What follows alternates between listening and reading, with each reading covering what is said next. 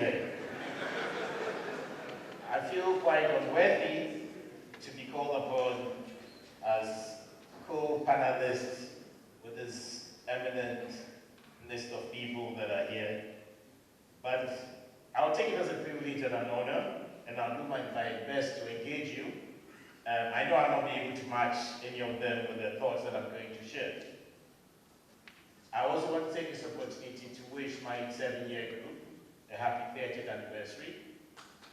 And I'm sure that when Achimota is celebrating 100 years, we'll have a woman as a co-chairperson. It's my personal desire that Achimota continues to infect positively every corner that we are associated with. And we shouldn't be looking at just uniting Achimota. We shouldn't just be looking at making us from Achimota become one, but we should be looking at the world that we live in becoming one. I fell in love with Achimota in 1977 when I was 7 years old. And my late dad, who's also an Achimota, took my siblings and I to the school when we were celebrating the 50th anniversary, and the Prince of Wales was the guest of honor. Of course, I was amused with the neat lawns, I was amused with the magnificent buildings. We went through the forest, and all of a sudden we got to see a brand new world. And it didn't take me long to actually tell my dad that I wanted to join my brother in Achimota. Later on, when I became a student, I got to appreciate that it wasn't just the aesthetics and qualities of the Achimota campus. I also realized that the values that contributed to make it a great and unique institution, values in diversity, collaboration, healthy competition, and free will. Talking about Ghana, I think Ghana has been touted, and deservedly so. I don't know whether now that we are openly defecating, will still be considered as a beacon of democracy in Africa. In my humble opinion, these immutable elements of diversity, collaboration, healthy competition, and free will are the bedrock of the democracy that we enjoy in Ghana. Indeed, if we have to move forward as a nation, and if we have to make real change happen, we need to make sure that our democracy is solidly embedded, and we don't have to have any more republics coming on. And I was excited when Crazy made reference to the current republic going to be the last republic, inshallah. In my view, democracy should be founded more on diversity than on division. There's indeed beauty in diversity, and this diversity is what we celebrate in Achimota at all Navy One. Today, as a parliamentarian, I witness daily this diversity and collaboration. When I walk into Parliament and interact with fellow MPs, there's no majority and there's no minority. Yes, there are juniors and there are seniors, but mostly we share a common sense of purpose. We are cordial and cooperative, juniors going out of their way to be coached, and seniors mentoring us along the way. When the Right Honourable Speaker takes his seat and the business of the day commences, that's when the heated and intense debates, and sometimes heckling, and sometimes looking out for opportunities to jab and embarrass each other begins. So I'm going to interrupt you, George. Give you perhaps 30 seconds to just wrap it up. We'll have the opportunity. You'll have the opportunity to say a bit more. Okay, all right. Okay, so to wrap up, I think that we have identified where we should go as a nation. We know that we have challenges. We know that our leaders ahead of us have done a lot, but there's a lot more that needs to be done. Like Crazy said, each of us needs to take our destiny into our own hands. Each of us needs to take that responsible action. Each each of us needs to go out of our way and make sure that we brighten the corners where we are and make a difference everywhere that we can. So God bless us all. And indeed, I'm very certain that Achimota will continue to be the beacon, will continue to be the school that will continue making the difference. And Achimota will pass through each one of us, and we will also have the opportunity to make Achimota pass through the world and pass through Ghana. Thank you very much. For the temptation of answering this question on campaign finance. Well, it's a very important issue. It has been on the books for a very long time. Like within 2 or 3 minutes, you cannot explain what has transpired. But I agree with him that campaign finance is a very important issue that must be factored together. So I'll pass this opportunity. I'll make contribution later on. I'll raise that again. Samia.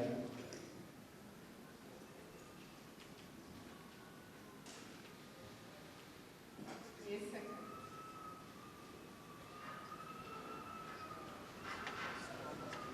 Yes. Yes, thank you. Your remarks. Yes.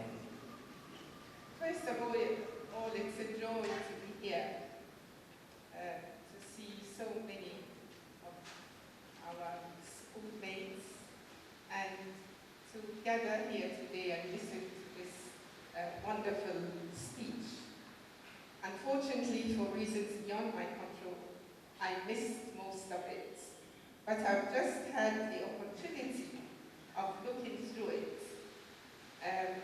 And I'm glad I didn't miss at least to see the passion with which our speaker spoke. So I can see that you are convinced about what you said. And what struck me now, looking at it quickly, and what I would like to comment on first of all, is your comment on no system being able or expected to leave out so many and stay in equilibrium because eventually it explodes. And I think for many of us who have worked in activities which have taken us all over our country, from the north to the south, to the east, to the west, we can say indeed that yes, there is a lot of inequality. There is a lot we have not yet achieved despite our many years of political independence. And indeed, this political independence is under threat. We are under threat of losing it if we do not take up the next and very important struggle, and that is to gain our economic independence, where the majority of the people, the majority of our people, can control the wealth of our country. I can't help but raise the question at this point about what your father said with regard to political independence versus economic independence. He says, he said, we should seek the political kingdom and everything would be handed to us. We did. And nothing was added to it? We're waiting. No. Yes. No, because they... But something to chew on a little later by everybody else. So just a thought flagged for further discussion. Accra, Joyce. Thank you very much. I'm glad I've been redeemed by Afarijan, my senior in school.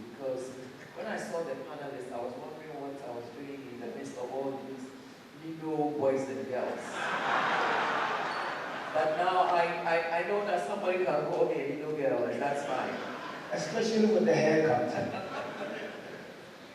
Thank you very much, but I've been overwhelmed by the speech by Junior Sir. Two things that caught my attention. It was when he talks about education as essential for social mobility. And it is true. Many of us are here because we went to school. And school prepared us for jobs and for other opportunities that we would never have had if we hadn't had the opportunity to go to school. And this is what I say the ethos of Achimota School has been and ought to continue to be. Where people from various parts of the country can come together to a school and emerge as people who, I think you put it this way, where people's human capabilities are advanced. It's important that we take education very seriously, extremely seriously, and create the kind of parities that will ensure that money is not a barrier, that religion is not a barrier, that ethnicity is not a barrier to the highest level of education that can be provided in this country. It will make a lot of difference to the way we think, to the way we do things. And I'm not just talking about learning to pass exams. I'm really talking about the kind of education that prepares the full human being to give his best to society, to learn to serve. And I love the Achimota hymn, that we should subjugate ourselves that we may rule. I think it's very important to build a whole human being who recognizes that he or she lives because other people live. And that what he or she is able to do depends on how what he does affects other people, indeed as other people's lives and activities affect them. And I really like what you said about education and the importance of politics being an enabler. That's how I see politics. Politics should be an enabler, and those who seek for political office should consider themselves privileged, but not privileged to lord it over us. Privileged to be the ones through whom our mandate is given for them to help run the affairs of the country and ensure that everybody is able to reach their highest potential. And we got a new government, and I have very high hopes. I think that some of the campaign messages are meant to be some of these ways in which we can create a leveling up instead of leveling down. For example, for me, if you talk about one village, one town, I'm thinking of agriculture and how people in the drier areas of the country can have access to water to irrigate their farms. I don't see it as a campaign slogan. And if the government thinks it is, then it has something coming, because we're really going to watch and see that agriculture blossoms in the north. One village, one district, I'm seeing people with expertise. One factory, one district, one factory. I'm seeing people who come out of university with chemical engineering degrees, other engineering degrees. People who are doing food sciences, and so on, who don't find work to do, putting their thinking together and actually helping us process first agricultural produce, which will be the basis for most of the factories, I hope. So if the politicians see themselves as enablers, whether they are in opposition or they are the ruling party, we will be going a long way. And one of the things that sub-themes in Yao's remarks in his speech is about people that know a lot, say a lot, argue a lot, debate a lot, but don't do a lot. Indeed, a diplomat friend of mine says Ghana does what Ghana, there's no how, but there isn't do how. Is it Chinese? No. It's Israeli. But is that a remark? Is that something you all recognize, Dr. Fraser? Is that... But before he comes, I think that our speaker has said it, that really you should have a leader who will hold those he works with to account and make sure that there's implementation rather than talking. Right, so what has stopped us from doing this? I mean, that's pretty obvious, that you can have all the programs, the best programs, but unless you implement, unless you execute, and as he made the analogy with the industry he works in, unless you execute, it's pointless. Well, yes, I agree with you. There's too much theorizing and too much teaching in Ghana. There's very little doing. Yes, theory is important, and preaching is important, but ultimately, it is what we do. What is it that paralyzes us? Well, we must go to the basics. There's so many things. The pattern of our party politics. One very issue. When we're doing politics of exclusion, not the politics of inclusion. You see, when a party wins, what do the people say? Oh, now is our time. Time to do what? Not time to serve. Time to do certain things. You see the little manifestations of that. When people forcibly go and take over the toll booth, go and take over a toilet. I mean, these are manifestations. When they say this is our time, they know, for example, that recruitment to certain important institutions is party related. But you helped to draft the current constitution. Yes. And gave the power, so much power, to the executive president No. to make thousands of No. appointments. You see, we don't understand the issues critically. You see, some of our leaders still cling to the idea of the indivisibility of power. That's not what we under in democracy. The theory underlying democracy is that there's only one subject. The people. The people are the subject. It's not the head of state. In the Middle Ages, it used to be the king or the emperor. In a democratic society, the sovereign people as the people who give their power. As he said, They delegate their power. they give their power to the person.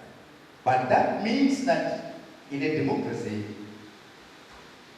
the powers of governance are divisible. That's why you have the three arms of government: executive, legislature, this. Later on, we added what? The press as the fourth estate, and now we have the governance institutions.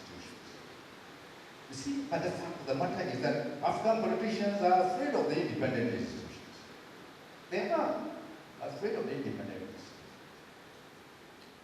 Yes. Let me turn to the speaker himself with regard to this very subject. From what I read, and many people do from the Constitution, we have the president has lots of power. Many people complain that the president has too much power. And he's merely exercising the power that has been given by the Constitution. So do you think there's too much power in the hands of the president? Because the question I was asking is about the cause of the paralysis. And Dr. Frejan suggests that there's too much party politics, and when there's an election and there's a winner, the winner seizes everything to the exclusion of everybody else, and that's a major contributing factor to the paralysis of action.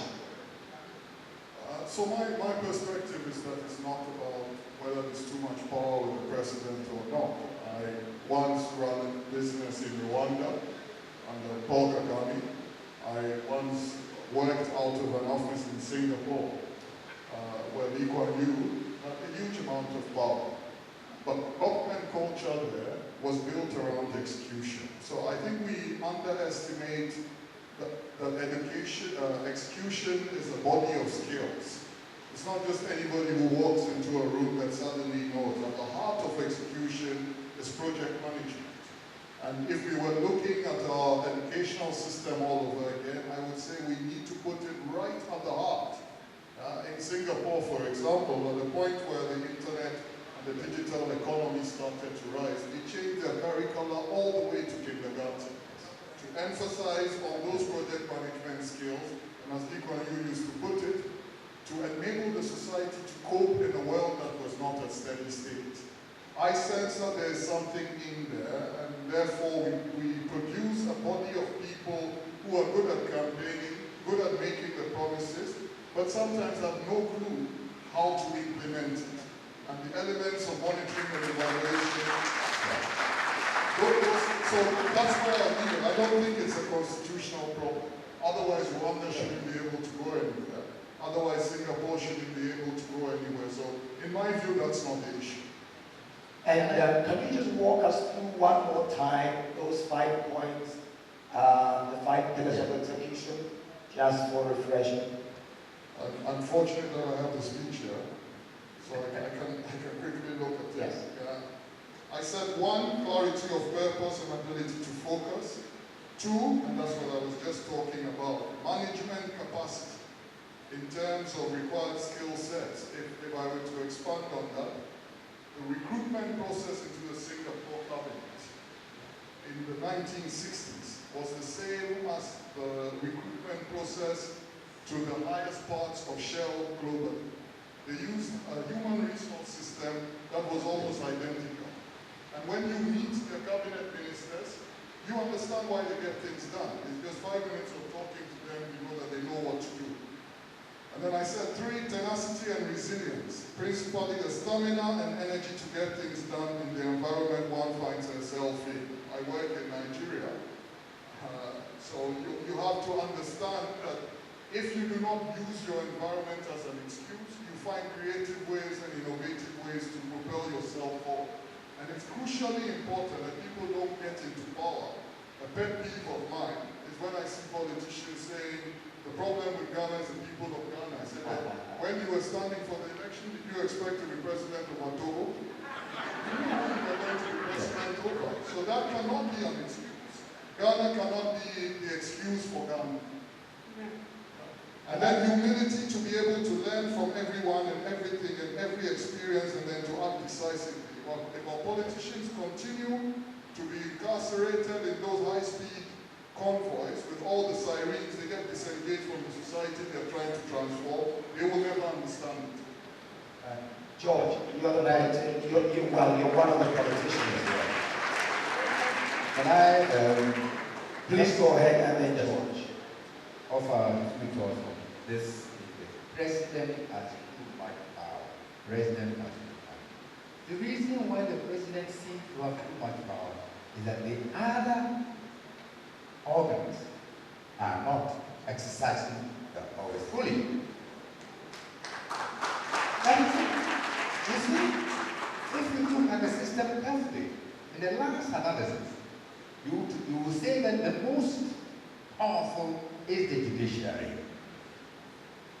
Because whatever you do in Ghana, no matter what institution, whether you're president, whether you're parliament, whether you're chairman of the electoral commission, all the governance institutions, whatever they do, is in principle subject to judicial review.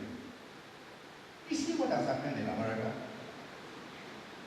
Where Trump signs an executive order banning certain forms of immigration. It takes one federal judge, not the Supreme Court.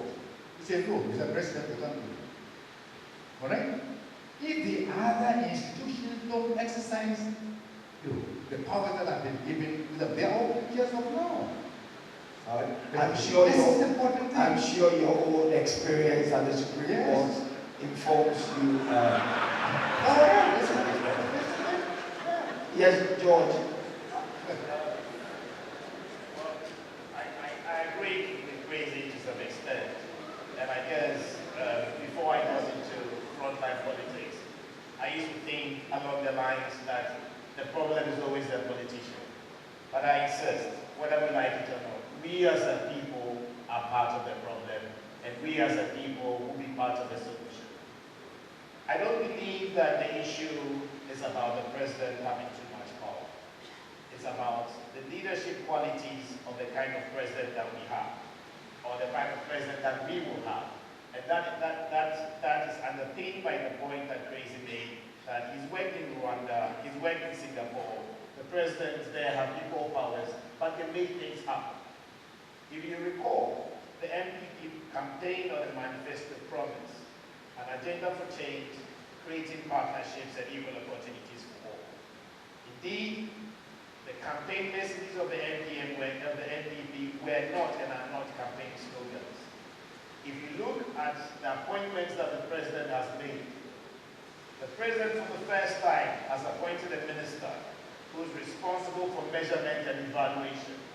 That should clearly tell you what the mindset of the president is. He's running the country as a business, and that is how we should see ourselves. It's a business-minded president, and indeed, maybe it's a good thing that Nanajo didn't win 2 times, because then he has seen everything that shouldn't be done. And I guess that the next 4 years is going to be a great time for Ghana. We should all get involved, and it's not about winner takes all.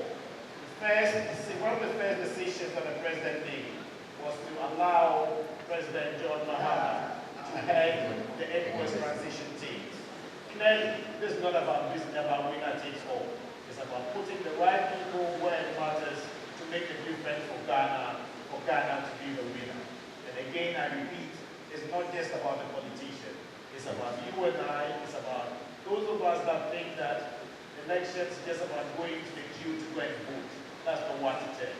I believe that this year, quite a number of people went beyond just voting. They went into protecting the ballot. They went into campaigning. And I think that we have gotten to a stage in Ghana's politics where we are going with everything that matters to make a difference, not just for the president, but for all of us. What do you think about the issue raised by the speaker with regard to execution? It is so critical. It is so critical. Because what is the point of saying something needs to be done when you're not going to do anything to get it done? And why do you think we're paralyzed? I think that a lot of us, our leaders have lacked, as we said, a project management skills. Outlook. They don't have the skills, but outlook. Because I think that we need to move away from the fact that we have to appease people in our political party, come what may. Because once you win elections, you are running the country. And once you are running the country, then it's not really appeasement, but it is about making sure that things get done. It comes at a price. But I'm looking forward to the time this thing needs to be done, and if it is going to give me only 4 years to serve, so be it. Because we need to get things changed. And at the stage in which we are in Ghana, we need a tough-minded, tough-acting president. who will make sure that things get done. For example, putting in place a minister for monitoring and evaluation is excellent. But we need to make sure that his colleagues recognize his role and, give him the right to monitor what they're doing. Because I remember in the PNDC, Mr. Bedema was supposed to be in charge of monitoring and evaluation. Nobody minded him.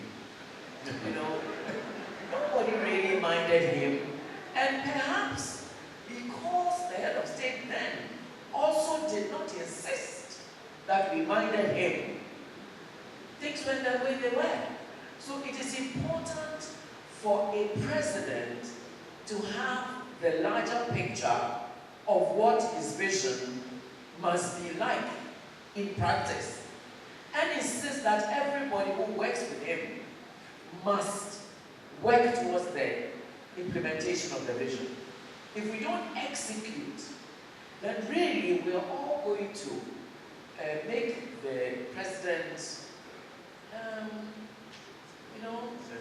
sympathy, because I don't know how many sympathy people are here.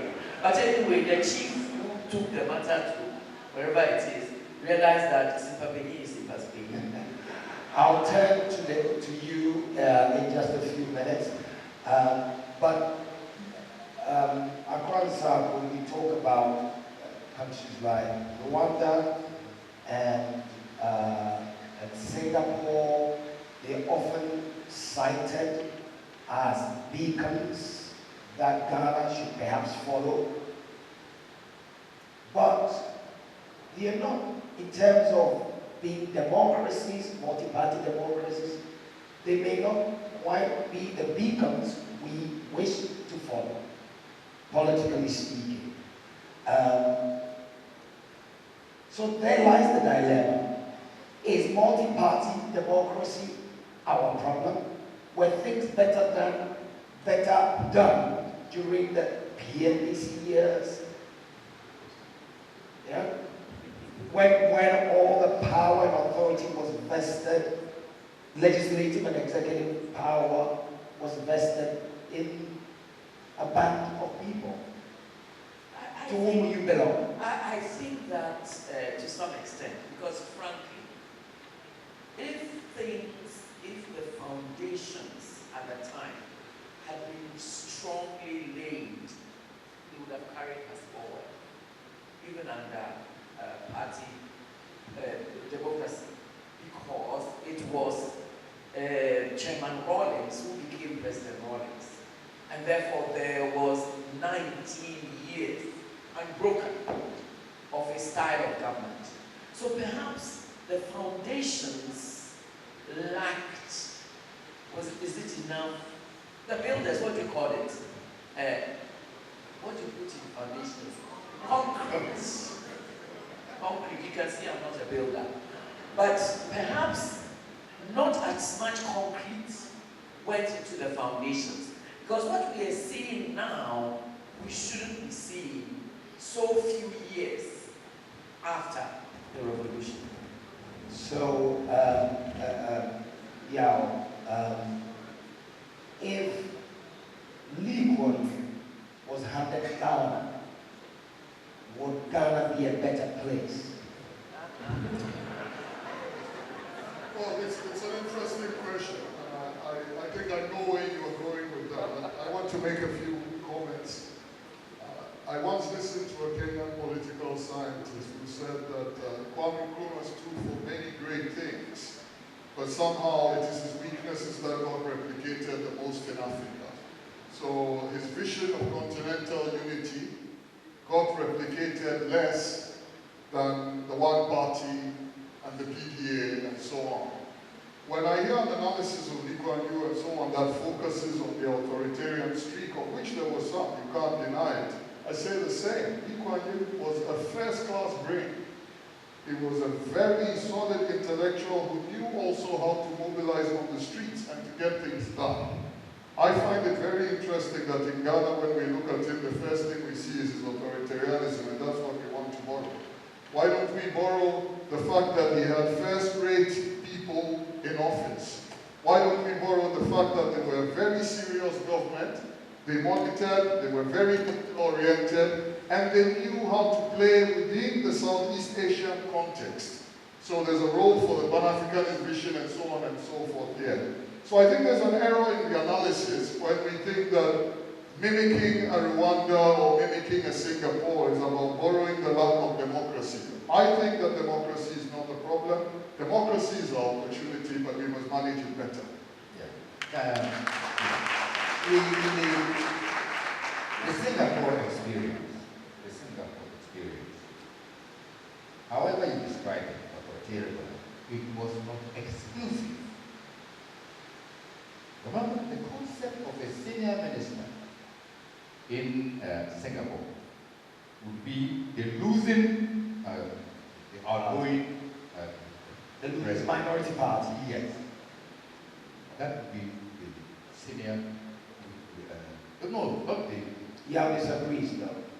No, I don't disagree, just factually. I mean, yes, factually. The predecessor Predecessor, yes, yes. was not the The losing predecessor, minister. not the position. The predecessor becomes the senior. But the point that I think Some continuity. Accurate But Josiah from the is making the same point. party. Yes.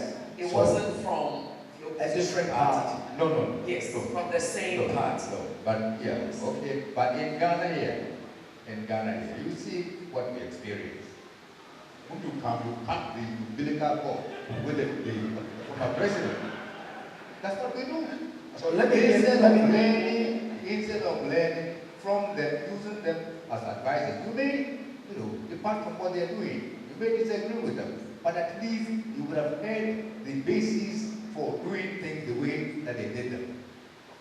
Otherwise, you wouldn't run against them, would you? What? If you wanted to do the things they were doing, you wouldn't campaign No. to get them to go so you would come. No, I'm talking about your former. Okay. So you go Yes. and get a Kufuor to come and be the Senior senior minister. minister.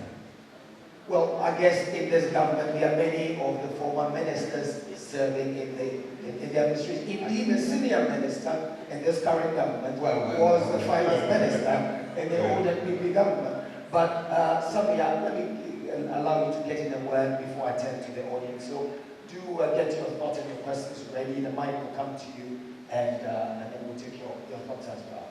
Yes. Yes, and I do agree with most of us here saying that it's not a question of necessarily a president being too powerful or not. I think the whole reason of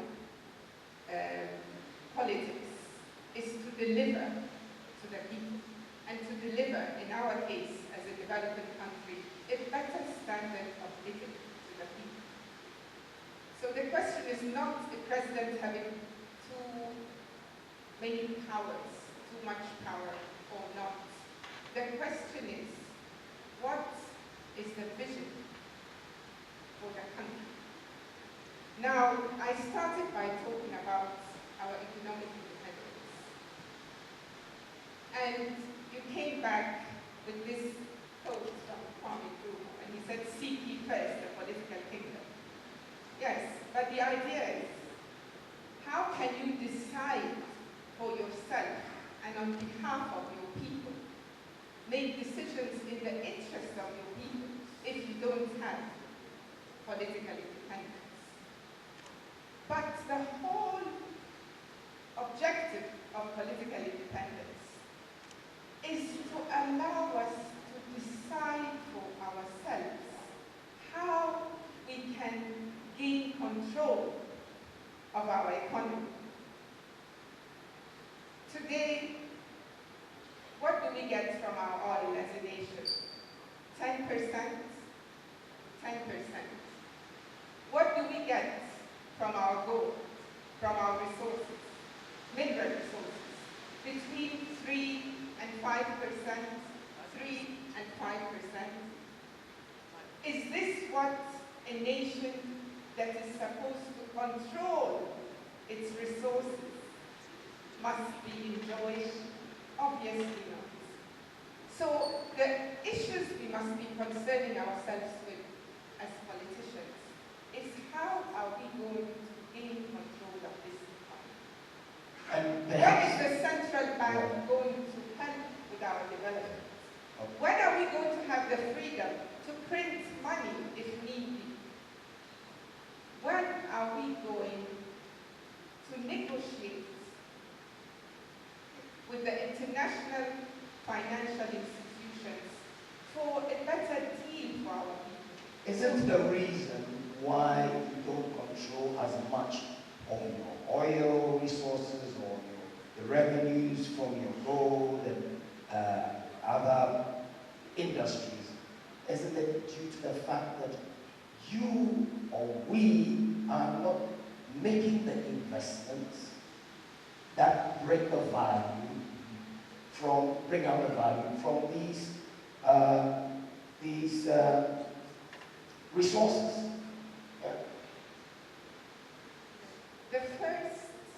I think the first thing we must do is to be a bit more courageous by demanding more. Nobody's going to give us anything if we don't ask for it.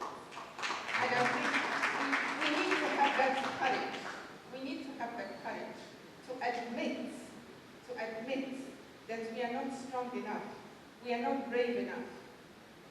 The most important thing that we need to change now is the way we manage our economy. With more factories, better education or access, universal access of education to our people. We cannot do that. Let's not deceive ourselves.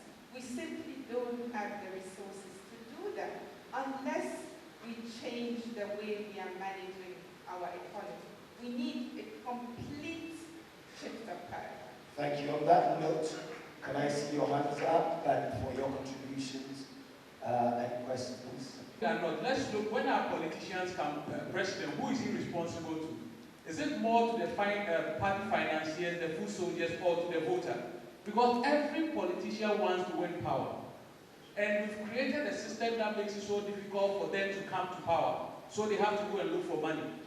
I was reading about the United States and I realized that they do not have filing fees. And the reason was that they said they do not want to stop long-shot candidates. Somebody may be very good, but does not have that kind of money. I talked to a lot of politicians and I realized that even for the MPs, it takes them a lot to come to power. And they are always trying to make sure that they have enough to go for the next election.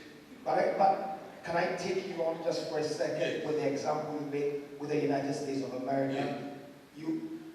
You cannot run for office in the United States of America with empty pockets. Yes. You've got to raise lots of money to be able to do so.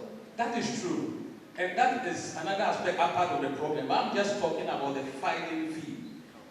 I'm a bit sad when I look at China and the way they go. They are not a democratic country in the way we look at it, but we look at the speed with which they are going. Let's look at how we groom the leaders to come. My dad and Mr. Frijan were together at the Consultative Assembly. But when we look at the way we choose a leader as a people, for example, the Otumfuo was known that he was going to be a leader from a childhood. He was trained. But after he was nominated or selected, he was confined and taught how to rule. I can decide to stand for elections tomorrow. If I win, immediately I'm giving Ghana to run. But I was at the DVLA yesterday, and even to be a driver, you need GCU O-level. Or you need BEC. So there's technically a problem. The president is not responsible to me. He's responsible to his financiers and to the food soldiers who helped him to win. And that is the situation. That the proposals did not contain the idea that most of the members, at least 50% of the ministers should come to Parliament. The proposals did not contain that. It was the Consultative Assembly that changed and we were not supposed to have been given opportunity to be part of the deliberations of the Consolidated Assembly. They did not allow us to go in there to defend some of the issues that we did. If you come to the area of local government, you do look at the local government arrangements and the arrangements in the proposal, they're completely different. And when we told them that we build the element of conflict into the arrangement that we proposed, they did not believe it, but the element of conflict has existed since in practice. So, that aside, see, how many, at the end of the day, how many members of parliament are part or semi-part of the executive? How many? It will be just a small number. All right?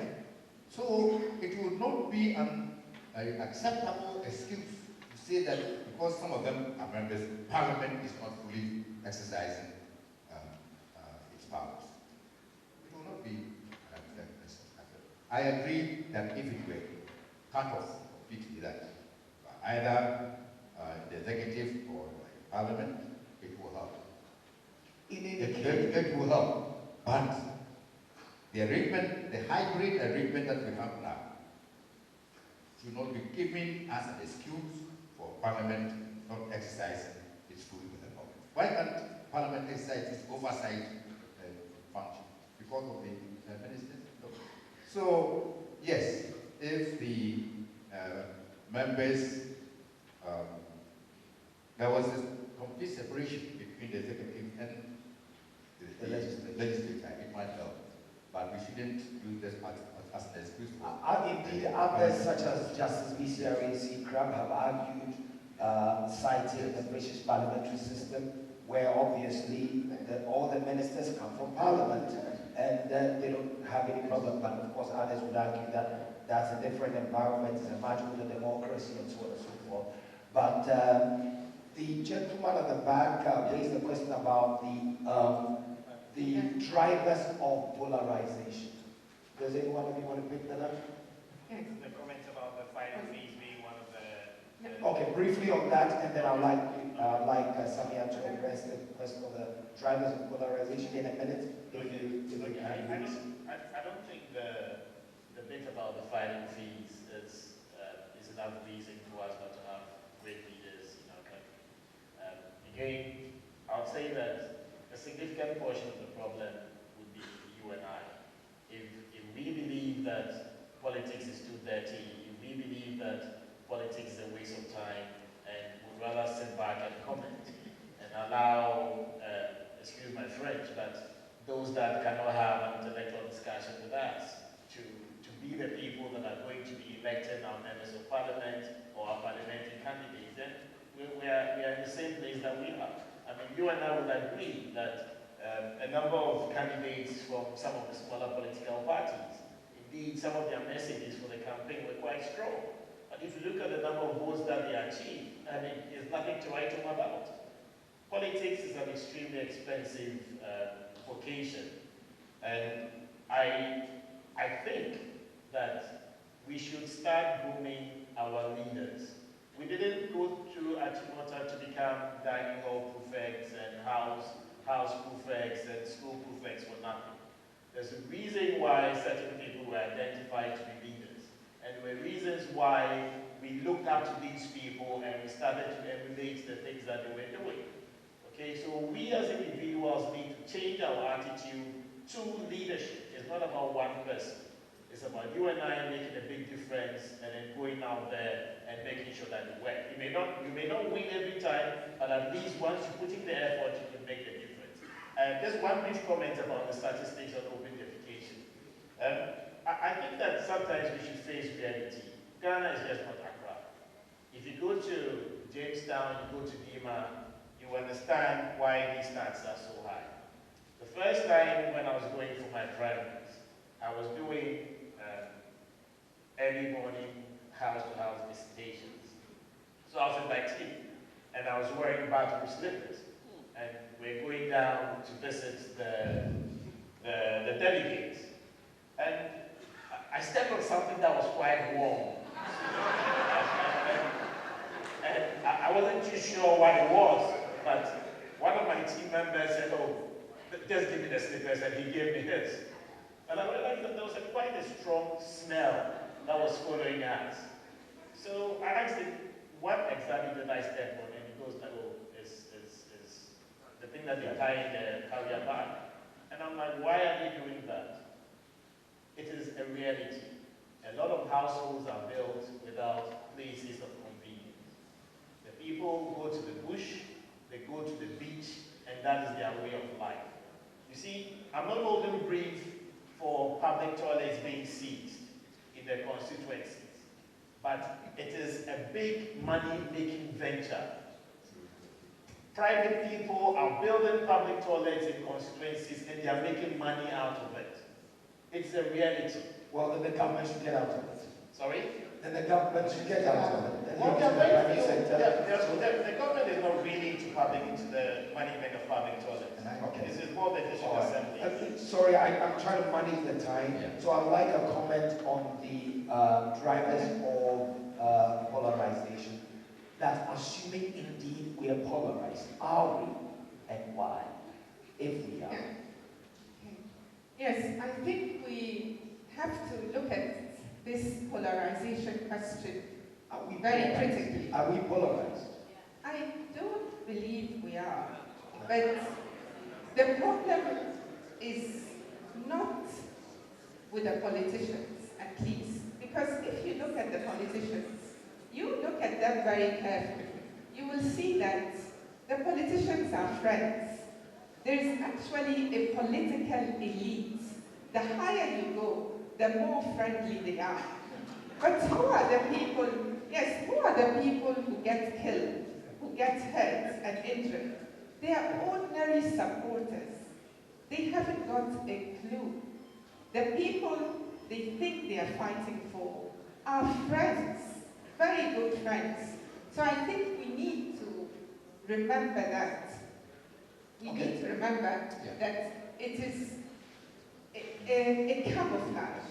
Because frankly, over the last few decades, our economic policy has hardly changed.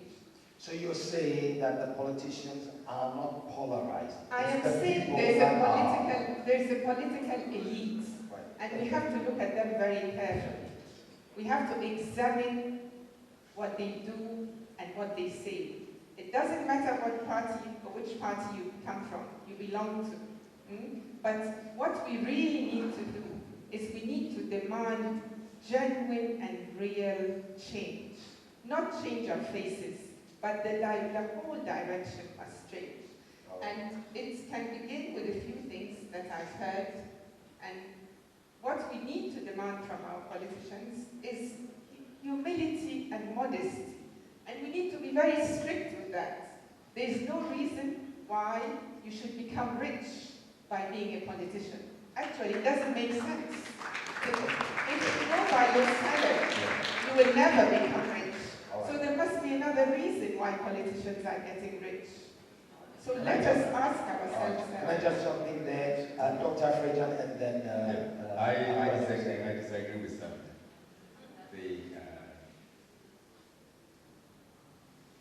We are politically divided. Politically divided. Seriously. And look at it very. Yes. The elite may be friends. Yes. When you meet in parliament, you are drinking tea together, you want to come buy a back, you share jokes and so on. Okay. But deep down there, okay, the sign of it is that when your party loses, you are out. When your party loses, you are out.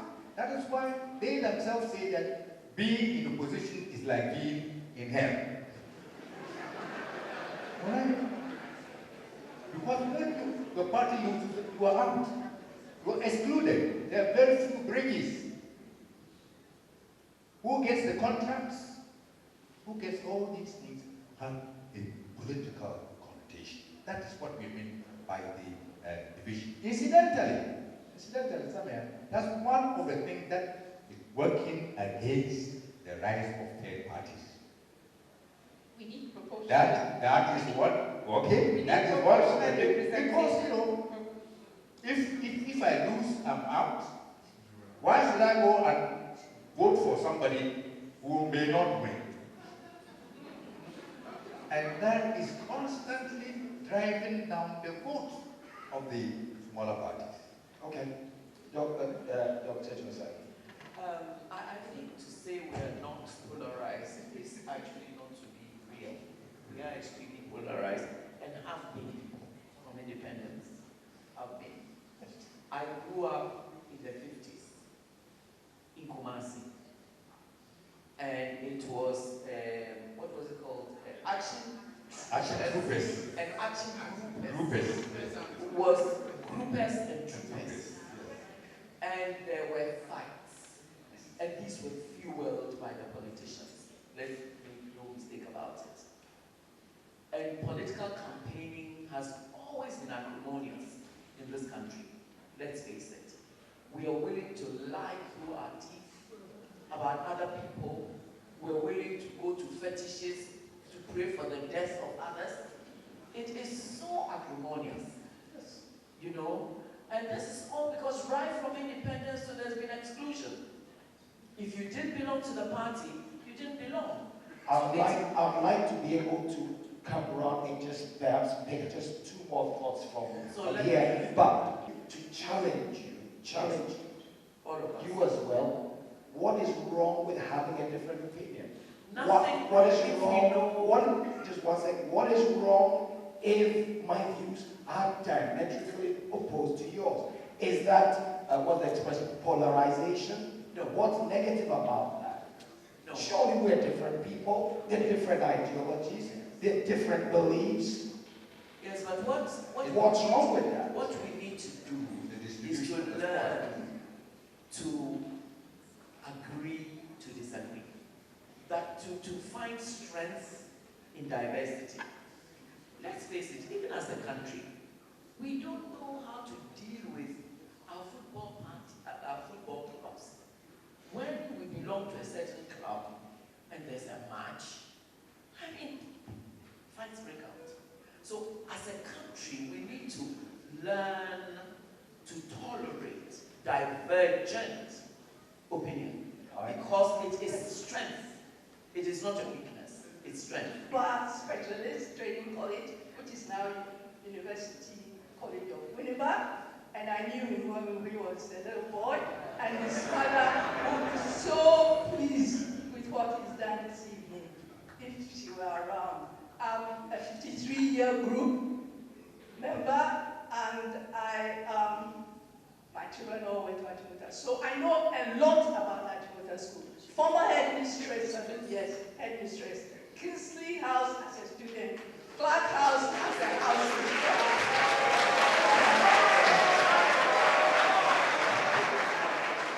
What I want to say is that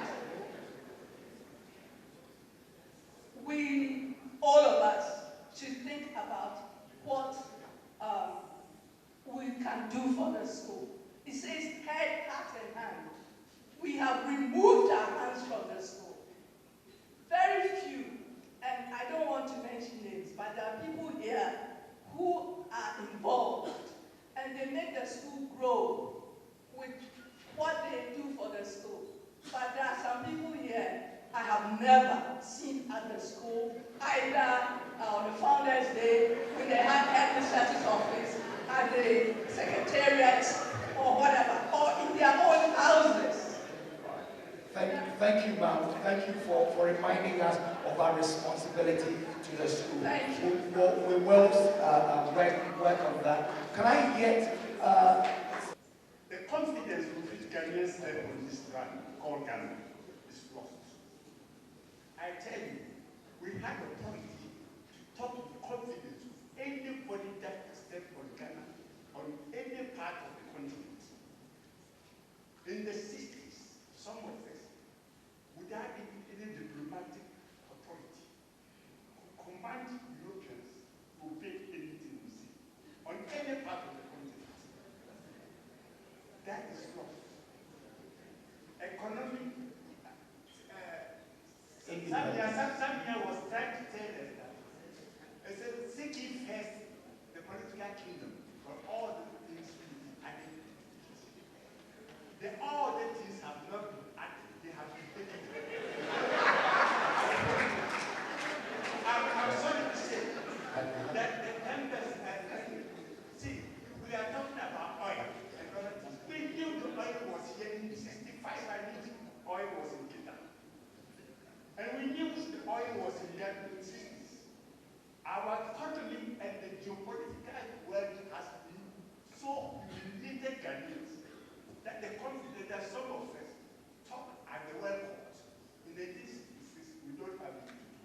Thank you, sir. Thank you very much. I wish we must build autonomy that will give us the confidence to go back where we were, not only in Ghana, but all things all for now. Thank you, sir. Can we turn to a student, please? I'm a Form 3. I'm the senior girl speaker. Wonderful. What house?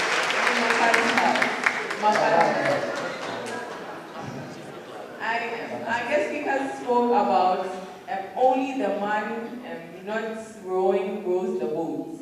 It really got me thinking, is it that when we don't do anything, we bring the economy of Ghana down? Or is it that we not doing anything makes everyone not do anything? I really want to know more about it. All right. Thank you very much.